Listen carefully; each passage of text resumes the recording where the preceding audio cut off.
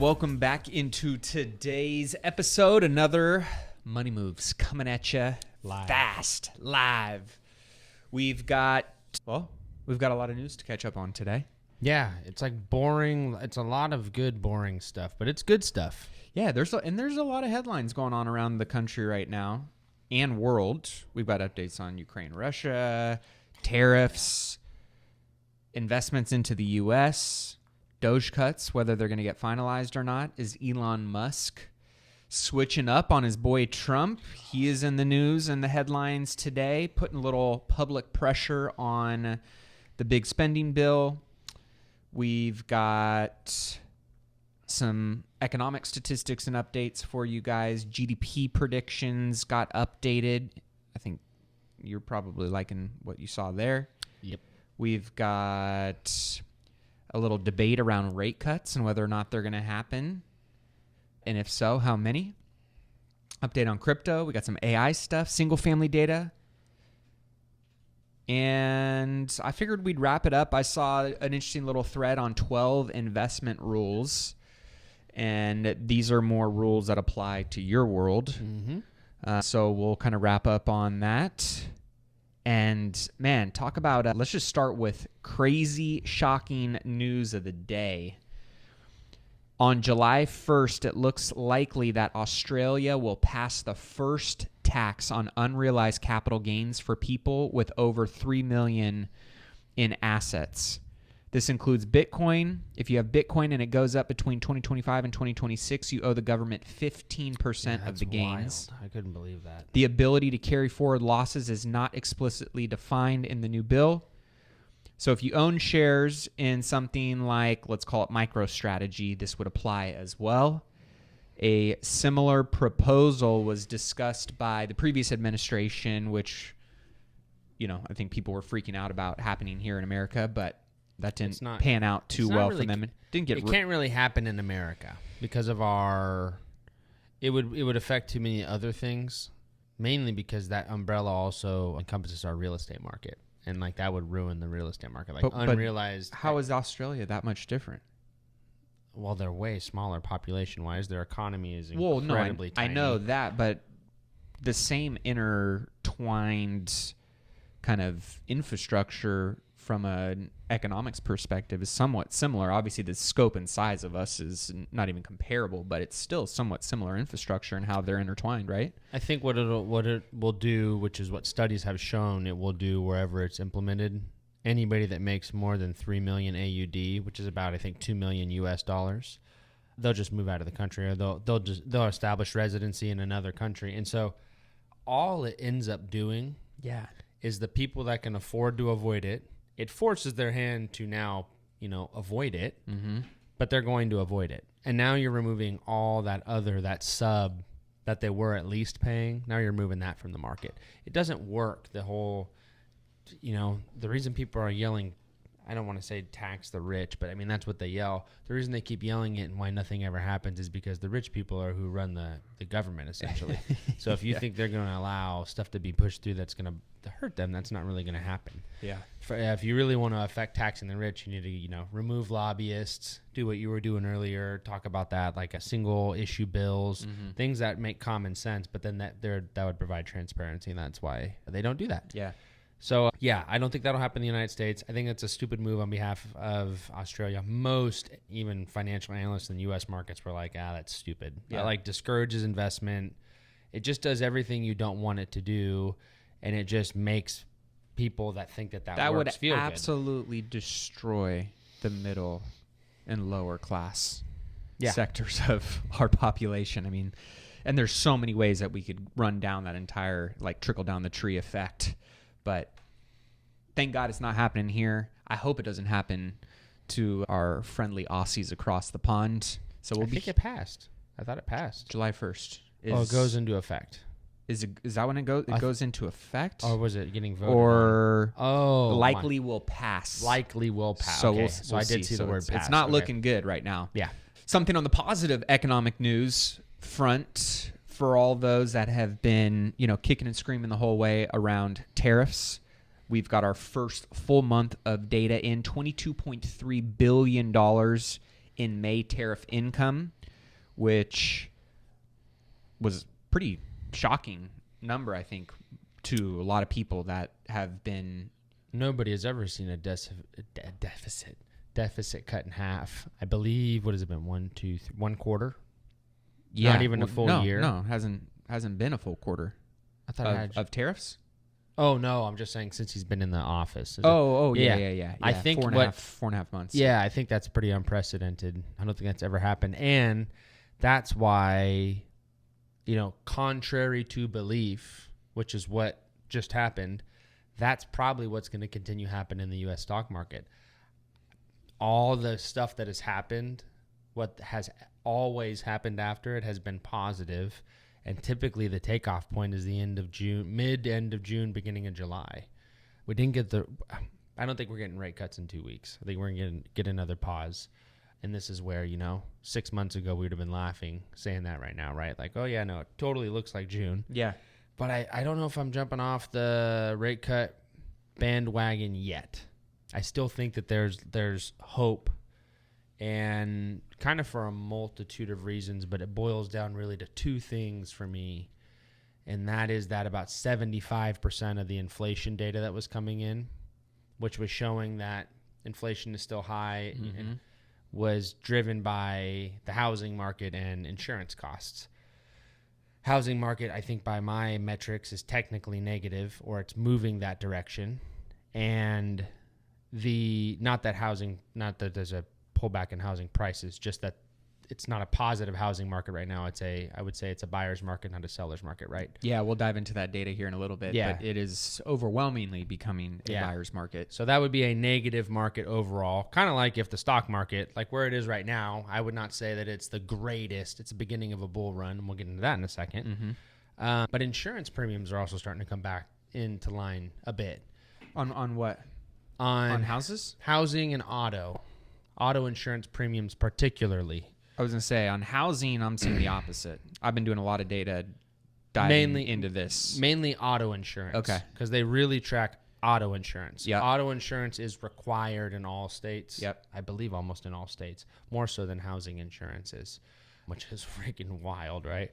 But those data metrics are going to readjust and pass through into future reports that could give the Fed the green light to have 1 or 2 rate cuts this year, which I think everybody wants, because loosening of money supply is not going to hurt anybody. I think that's why people were. I don't know if you saw that rumor of Jerome Powell stepping down on Monday, which obviously didn't happen. Oh no, I didn't see that. There was a big rumor floating around, and I was like, I don't see any substance to that, because he said he's going to stay through 2026. Yeah, he's going to do it in spite of Trump for sure. At this point, probably, right? Like he's going to be like, he's going to throw that middle finger up on his way out and be like, and he's going to make him deal with it. And I don't think he's doing a terrible job. I think you can make the argument that, to Trump, right? Like all of his comments and tweets about Powell. I don't think, in light of everything that Powell had to navigate post-pandemic to now and to where we find ourselves at today. I mean, it could have been a lot worse. Could it have been better? Sure. I mean, in hindsight, you can look at... It's super easy in hindsight. Yeah, you can make all these arguments, but... At least right now, traders on Polymarket are projecting a 28% chance that there will be 0 rate cuts in 2025. A 1 rate cut is at 24%, 2 cuts still at 24%. So, I mean, they're not off the table. People are betting. I think people are starting to think based on the fact that we've seen inflation drop to 2.1% in April. We saw personal income increase 0.8%, which I think was 3 times higher than expectations. Yep. This is all really positive data showing the strength of our economy right now.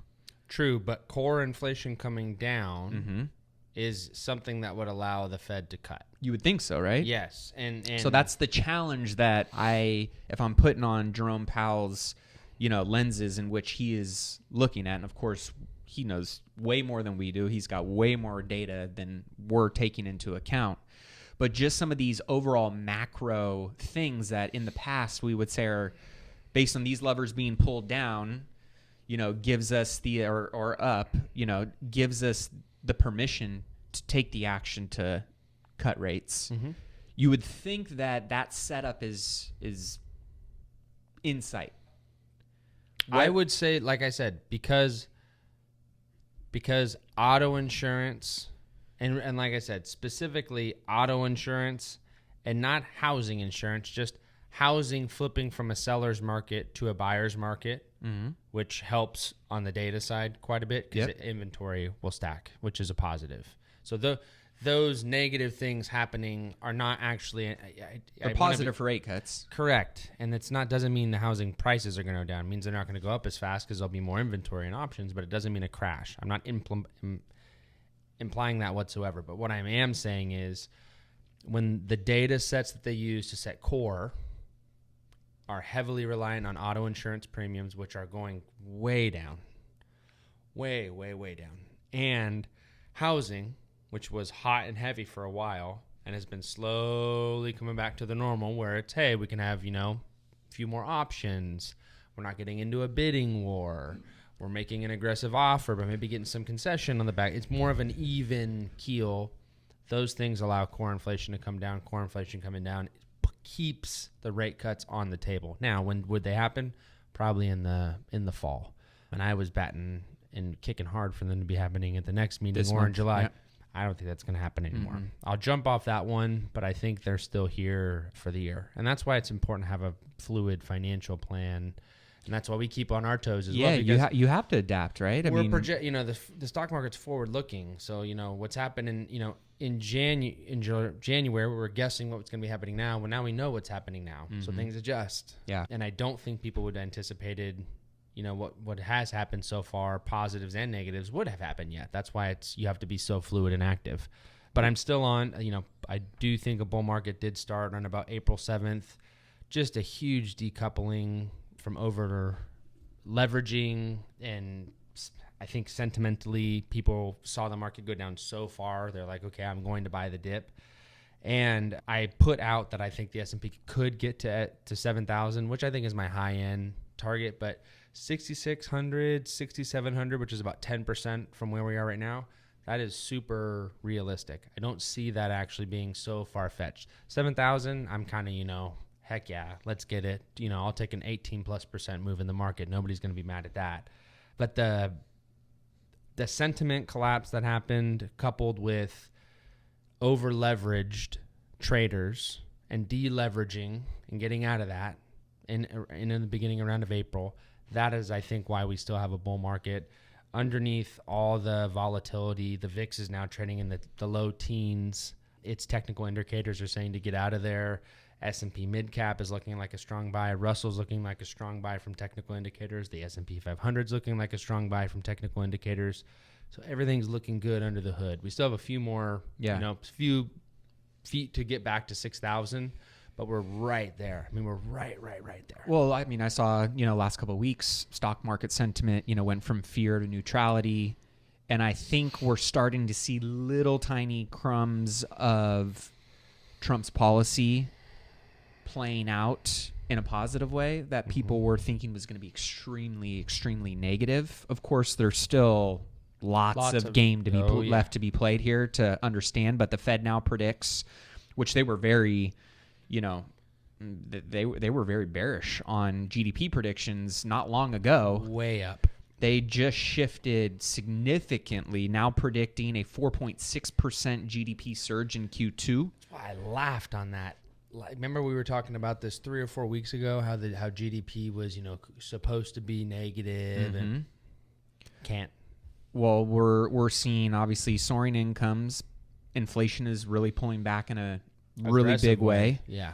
In most areas, not in all areas. It's not perfect, but it's good. Well, and just look at what, the tariffs did on slashing trade deficit. Yeah. I mean that, and we're in the fourth inning of this whole trade, negotiation. I mean, there's still a lot of game left to be played on that front. Speaking on that, I know Trump is to meet with Xi Jinping this week. Prior to that meeting, the U.S. extends a tariff pause on some Chinese goods to August 31st. I saw Donald Trump is going to increase steel and aluminum tariffs to 50% today.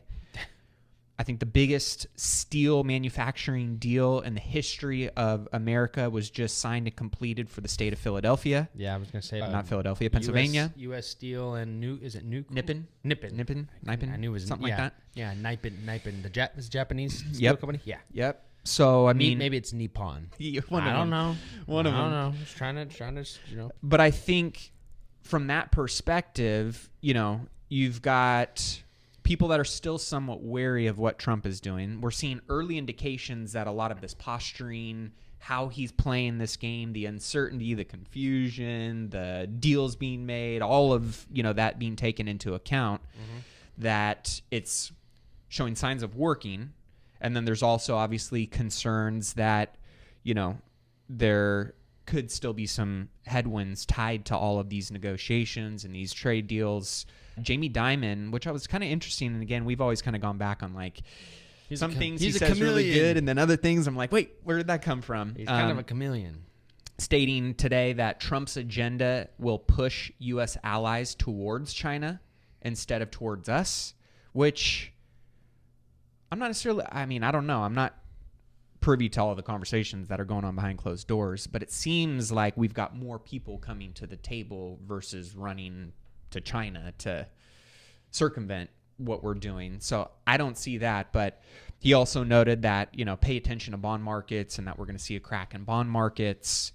I don't know, though. I mean, when you see, as of right now, in the first 4-ish months of the administration, $7.1 trillion secured from foreign investments into the United States. Yeah, in less than 5 months. I mean, that's insane. Now you've got, you know, family offices bet on U.S.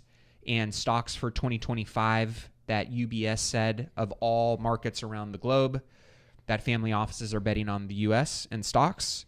Which was the opposite in January. Correct. Yep. We had Canada's largest pension fund has now allocated almost 50% of its total portfolio to U.S. assets, which is an increase from 42% last year. So I just think that there's a lot of things that, like, you're hearing these narratives in the mainstream media of Trump's pushing allies away, Trump's pushing dollars, you know, to, you know, adversaries. But then when you're getting down to the brass tacks of what's really going on and following the money, it's coming stateside. Correct. And we all said, you know, the one thing we were right about, as we said, would probably take until around summertime to feel the benefits of this. We were saying this January, February when we heard tariffs were coming, and then April when they were implemented. We said probably around summer, which for us can be, you know, I would say June through August. Here we are. They seem to start, I think the rubber's starting to hit the road and the things are starting to move in the right direction. The interesting thing is tomorrow, the administration announced that they want, hey, any other floating trade deals out there, if it's not on our desk today, being tomorrow, so when you're listening to this, we're just putting reciprocal tariffs right back on you tomorrow. So I have a feeling there's going to be a lot of news tomorrow.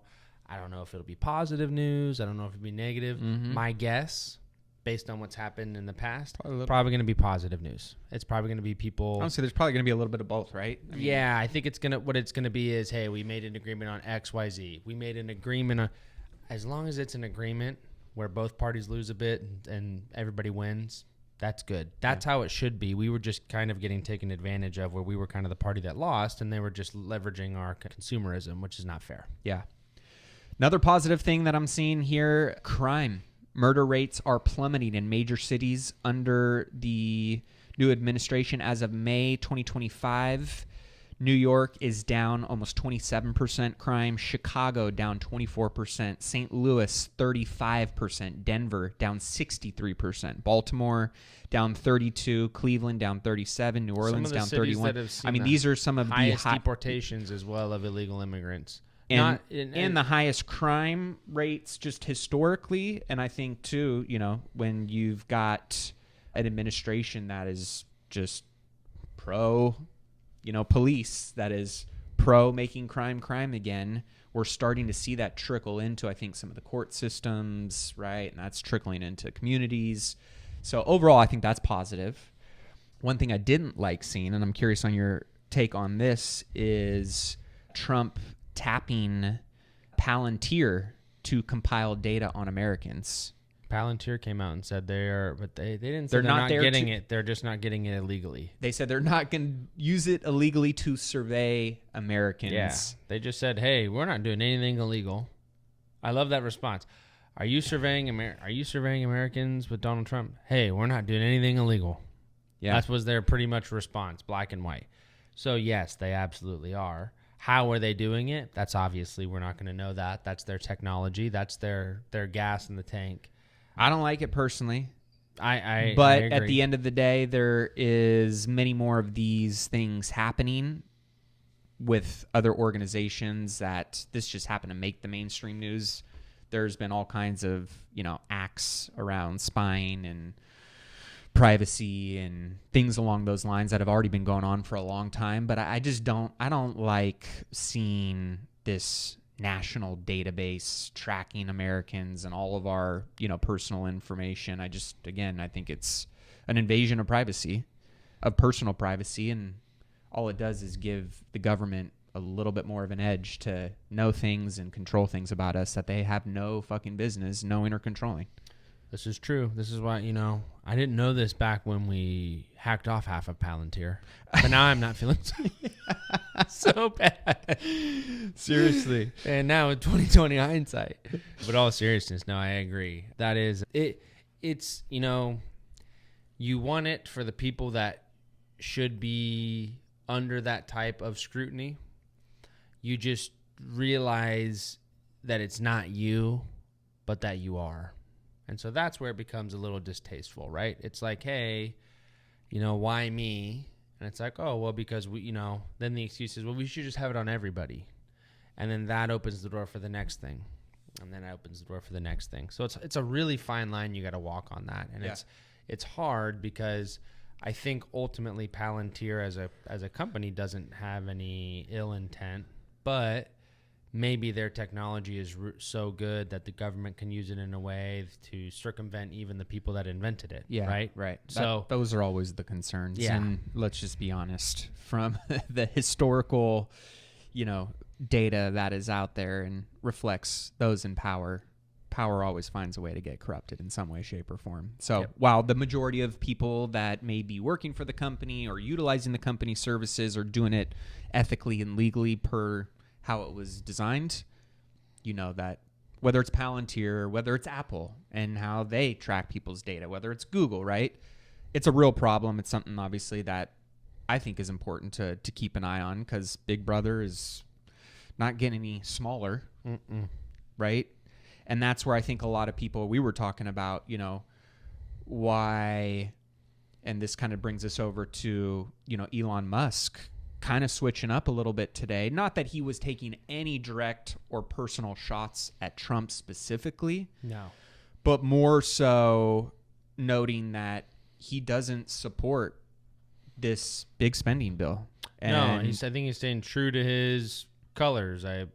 His job was to gut and route unnecessary spending, so you can't do one thing for one area and then say, oh well, because Trump is pushing this bill that I'm gonna get in line and support it. So I think what it does is it shows people that he's true to who he always is. Yeah, he's not just a puppet for Trump. No, and I respect his position and how he feels. I can't need somebody to agree with me 100% in order for me to like them or want them on my team.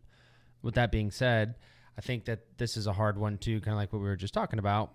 There's, a bill is going to pass. I think this is the best of the worst, but it's still pretty bad. Yeah. You know what I mean? I think it's better than it would have been, but it's still bad. Yeah, Elon, went on his X today. I'm sorry, but I just can't stand it anymore. This massive, outrageous, pork-filled congressional spending bill is a disgusting abomination. Shame on those who voted for it. You did wrong. You know it. So obviously, and I think a lot of Americans feel this way. I think, and this is just my personal opinion, but part of why I think a lot of people voted Trump in is, one, they were totally anti what the other option was.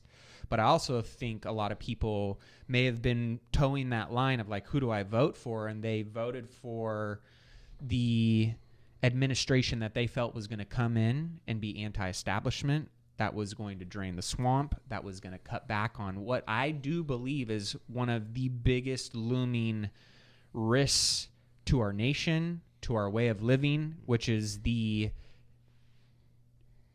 insane amounts of egregious spending and negligence that goes on with our national budget. And that we can keep saying it's not a big deal until it becomes a really big deal. And to me, this felt like the opportunity for us to come in there and create some transparency and actually make some real changes, which is why I think you had so many people that were fired up about Doge going in there and making the cuts. And then until social media influencers and a couple people like Anna Paulina Luna, you know, started getting on their microphones and talking a little bit louder and more aggressively of why the fuck are we not codifying these cuts? Like, what, just because we got found out and they got removed for a short period of time, people are going to forget about it and we're not going to actually put those in law that those things can't happen anymore? Mm-hmm. Because that's ultimately what they were trying to do until people started getting loud and aggressive around the fact that we want these things codified. Like, yep. I don't want to see this shit go back 6 months later when everybody just forgets about it and moves back on. And it's, if anything, I mean, I think, of course, it's very blatant that it was happening on the left and everybody thought it was being all driven by the left. But now it's really kind of being shown that this was an equally egregious and negligent responsibility on both sides of the aisle. And it's just not being painted as aggressively towards the right, when I think the right is equally as culpable, if not worse. They are just happen to be with the party in power right now that's probably doing a little bit better of a cleanup job to keep the reputation and the brand a little cleaner. Yeah. So Anna Paulina Luna says codifying Doge cuts will begin next week, and hopefully we'll see more of it. House Freedom Caucus is reportedly ready to codify $9.4 billion in Doge spending cuts into law. You know, in the grand scheme of things of where our national debt is and where it continues to go, I mean, our national debt, I think, surpassed, $36 trillion. And so $9.4 billion, you know, is really not going to do shit in the grand scheme of things. So I think that's my biggest frustration or disappointment in all of this, and concern is just because Trump feels like he's getting a win with his big spending bill, and there's definitely some things in there that I love and I think are going in the right direction. I think we've also been reminded that Congress and many of the Republicans are equally as big of a problem. And the fact that they're pushing in and supporting and voting for a lot of this additional pork is bullshit, in my opinion. So that's where I think, you know, single issue bills would be the best and most transparent solution to cleaning this issue up. But to your point earlier, right, is they don't want transparency. No. They ultimately don't want this to get cleaned up. They don't want their, you know, money laundering spigots being turned off. Mm-hmm. And that's the biggest problem. So, you know, to Elon saying, hey, Congress is making America bankrupt, and hopefully that we're going to, you know, vote these individuals out come next November, no matter what side of the aisle we're on. That's my hope, you know, in this process, right, is if we're not going to make the changes that we obviously are very clear need to be made now, mm-hmm. that we're going to have to continue leading like we did in this past election to get the change we want. And hopefully that'll be something that continues to be front and center when people are campaigning and where dollars are flowing and who people are backing, because it's not sustainable. Yeah, I know. There's a point of no return. There's a level of diminishing returns with everything. I'm thinking that the changes that the administration are making currently to the economy that are affecting some of the data points that we talked about earlier are going to pass through and help some of these other data points. But ultimately, you can't just, you know, fix everything around a fire and not put the fire out. Right. You gotta put the fire out. So yeah. I respect walling it in so it's easier to deal with, but we do need to deal with it eventually. Yep. Now, not that, and I'm not sure if this is impacting the market or not, you tell me, but the Russia-Ukraine war just continues to get stoked. You know, there was a big drone strike from Ukraine a day before the peace talks were to start, you know, on Monday. On Sunday, it's a $7 billion damage and drone strike to military bases, to military equipment. I mean, and it was just a very bad show of faith going into this meeting. And really it was from what I'm seeing, it was driven by like NATO, and you got Zelensky out there on social media touting and kind of taunting and flaunting all of this in Putin's face. So to me, it shows that they really don't want this war to end. The EU doesn't want this war to end, in my opinion. And so how does that impact the market from your opinion? The market would prefer that to be gone. I do think, and I can't confirm this, but I did hear that Russia was going to launch a ballistic missile attack the day before with those planes. And the reason that it was so destructive is because those planes were loaded. And the reason they were on the runway is because they were about to use them. And they were going to do that the day before they met as a posturing move. Ukraine just did it right before as kind of a response. And I think that they said that they were planning that for a year and a half. Not that I support either side. I think it's kind of digested at this point, just like it's kind of baked in. Yeah, just like the Taiwan-China thing. That's kind of there's some geopolitical risk that's kind of baked into the market at this point. So any volatility that there can be some small pullbacks. I don't think we have a huge pullback anymore from that. I do think there would be a nice rebound if we saw the easing in tension, because that's good for everybody.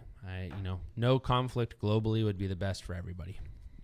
Well, to give you an idea of where the single-family real estate market is at. Actually, Tone, do we have audio if I pull this up real fast? So this is Mr. I love Kevin O'Leary. He's grown on me so much over the last couple years. I've just loved to, I respect people who are candid. If you can cut through their message and or their delivery and just get to what they're really saying, he's one of those guys that I can see how he's like a Trump. He's loud. He's very candid. He says whatever the hell he wants, but he's smart. He's experienced. He's seasoned. He's got results. So I love watching what Kevin O'Leary does, and he's a great follow, honestly, on social media. But he was on, I think, Fox Business this last week talking about where the housing market is at. And before we play this clip real fast, I'll just give you some data that's come out recently. So as we all know, it's hard for younger folks to buy houses right now. I mean, the median age of all home buyers right now is 56, which is up from 31 in 1981. So in the 80s, if you were late 20s, early 30s, and you didn't have a house, you were an outlier. Yep. Right? Whereas now, if you're over 55 and you don't have a house, you're considered an outlier. So, it's obviously become much more challenging with affordability issues. There are an estimated 1.9 million home sellers in the U.S. housing market and an estimated 1.5 million home buyers. This is a data report that just got released by Redfin today. So obviously a lot more home sellers, more supply than there are demand in home buyers. Redfin also reported luxury pending home sales fell 10% to lowest April level in over a decade as the stock market, volatility, tariffs, overall economic uncertainty for many of the wealthy have kind of put them somewhat on the sidelines or just pausing a little bit. Nothing major there. There is a total of $698 billion worth of homes for sale in the U.S. right now, which is up 20.3% from a year ago, and the highest dollar amount ever per Redfin. Obviously, we got a lot of equity versus prior data sets. And Redfin reports there are 34% more sellers in the market than buyers. At no other point in records dating back to 2013 have sellers outnumbered buyers this much. So now's a good time to buy if you can buy. We've been saying this for a long time, right? Really, it's a good time now because the data metrics have flipped. If you would have bought earlier, you could work yourself into this, but you at least have had the asset, built some equity, and had the appreciation. 100%. So let's just pull up this quick little, because this, in Kevin O'Leary's opinion, is the biggest issue that is impacting the stale and struggling housing market today. Let's give it a listen. Obviously, mortgages is number one. It always has been in driving decision purchase. But there's two other things that have come out of nowhere, particularly in places like California.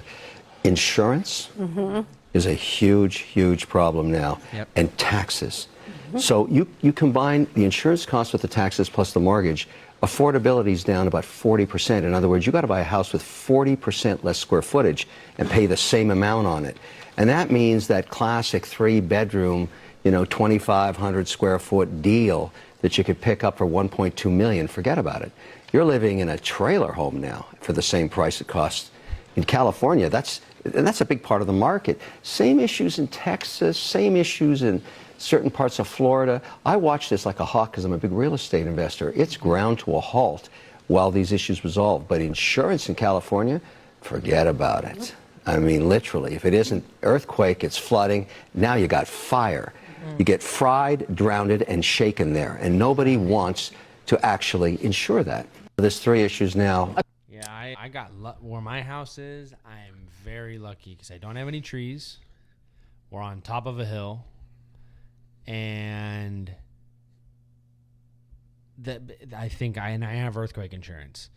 So I got earthquake insurance because it made my overall home premium go down because they see that I'm doing it. So I don't have a problem in my neighborhood. We actually joke about it that we have a strip of my homeowner's policy is $1,700 a year with an umbrella.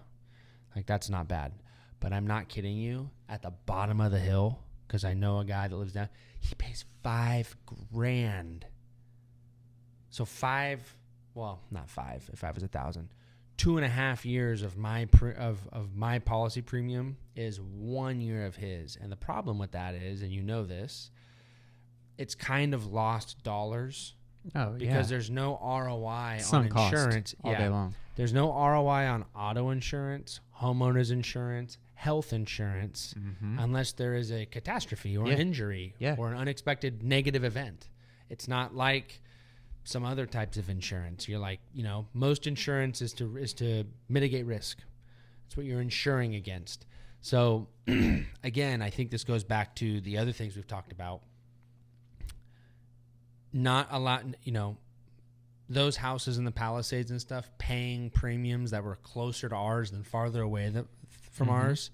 That's a problem, because what happens is it's the assumption like, this is never going to happen, but catastrophes are never supposed to happen. That's why they're catastrophes. We knew New Orleans flooded. They still couldn't predict Hurricane Katrina. It's been flooding for hundreds of years. So that's nothing new. You still can't predict that level of a catastrophe. So the problem with undercharging and underinsuring premium wise, hey, this $30 million house is paying, 5 times the premium as this 3,000 square foot house. That doesn't make sense. That stuff coming back and is literally biting the state in the ass. And, shame on the insurance commissioner because he allowed it. And so that's why, I believe next election we're going to have a really big, that's going to be a huge, in California. That'll be second to the governor. California, the insurance commissioner. Because, Florida. Yeah. Well, a lot of these coastal states, right? No matter how you feel about climate change, stuff's changing. No, and agreed. it's impacting people, right? And so insurance is becoming something that is unignorable. There's people that are paying for Fair Plan Acts, which is $6 or $8 grand, 2-3x what a normal policy would be for a fraction of the cost, because you've got a fraction of the coverage, right? a fraction of the coverage, because you've got the State Farms of the world and big insurance agencies gone, yeah, we're just going to pull out of California altogether, right? And so you have these, these challenges that are really impacting not only the single family market. Now, to add to that, you've got it impacting the commercial real estate market. Yep. So there was, and this was pretty quiet, that just happened this last week, but there's something called the NOAA, National Oceanic and Atmospheric Administration, which just announced this last week that they're halting their 55-year program that tracks billion-dollar extreme weather events. And so this is a big deal because property insurers who insure a lot of commercial real estate and really just insure property in general, they utilize the disaster data to obviously assess risk, to price insurance, and to model for future events. So now with that data gone, You have these private companies that have to come in instead of being federal data. It's now private companies coming in that these insurance companies are having to pay a significant amount of money to get access to that data. Well, guess what they're doing? They're Charging a lot. They're just passing that shit right on to the consumer, right? Yep. So premiums are going up, capacity's going down. And, this is a big deal for property values because this impacts, obviously, if expenses are going up and NOI is going down, property values are going down. So, this is something that insurance, it in my opinion, is only getting worse ever since I've been a real estate investor. It's only gotten worse. It's only gone up. I mean, on average, it's gone up for single family houses 10.4% year over year over the last 5 years. Yeah, that's a 50% increase for a lot of people that did not account for that in their, whether it's investment modeling or just their overall, expenses, right? On living and being able to afford and take care of your home financially. So these are big deals. And to Kevin O'Leary's, point, right? Or to your point of like, people are now forced to pay attention to this.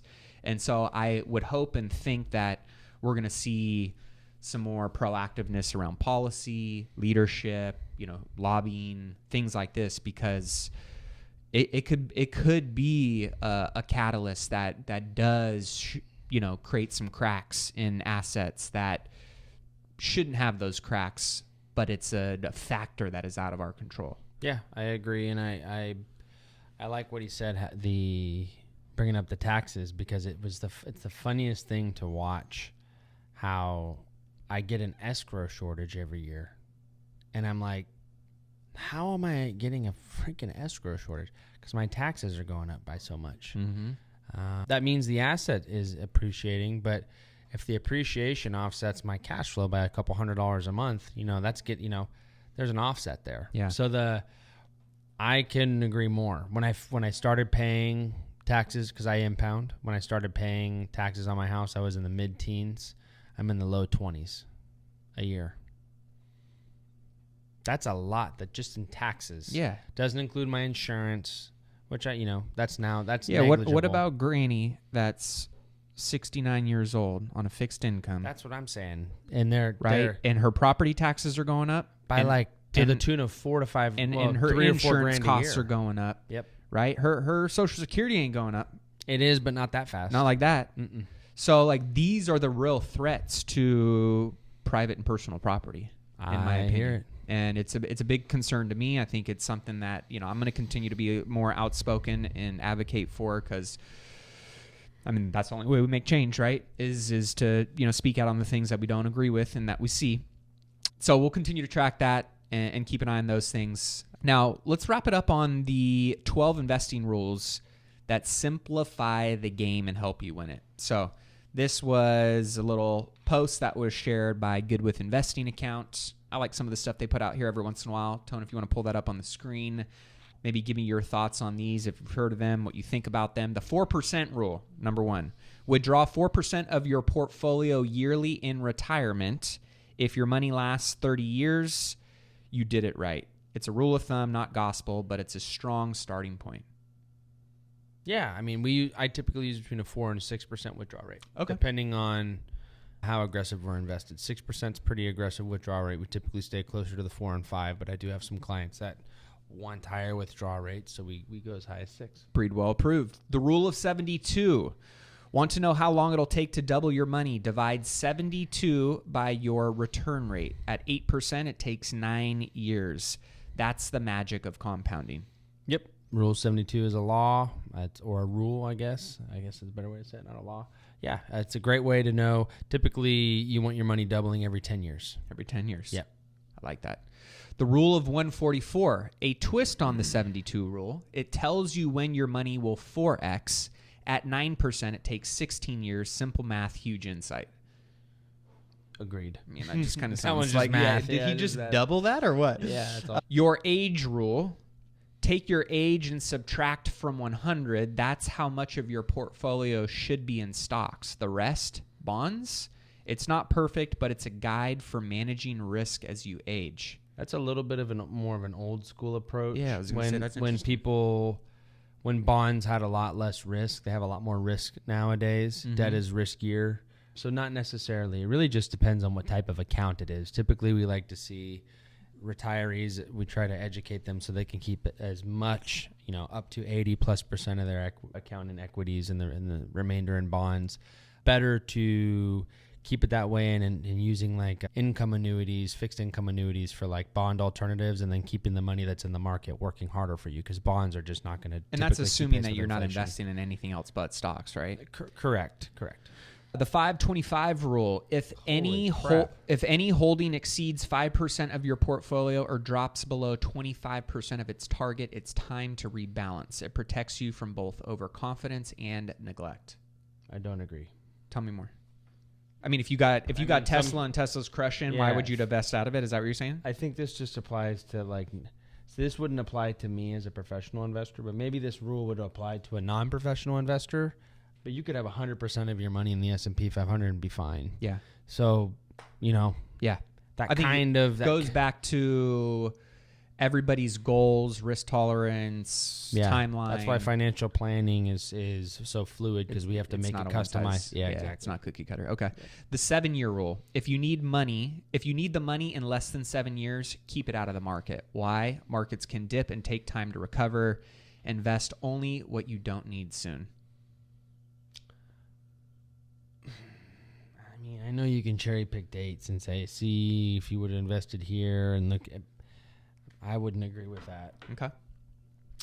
I would agree with the fact that most people that are putting money into the market shouldn't be looking at that as money that they should be drawing on to survive. It should be money that they're willing to part with for long periods of time. Until they retire. Yeah, until they retire. Yes. Yeah, agreed.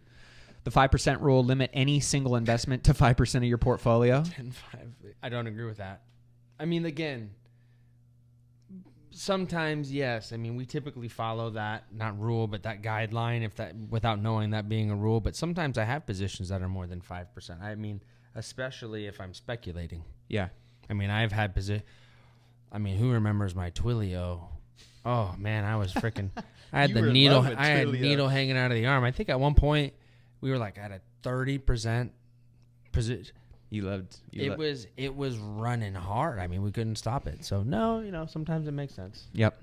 The 10-5-3 rule: over the long term, stocks return 10%, bonds 5%, cash 3%. Use this to set realistic expectations, not get rich quick plans. What cash is returning 3%? I'm like, damn.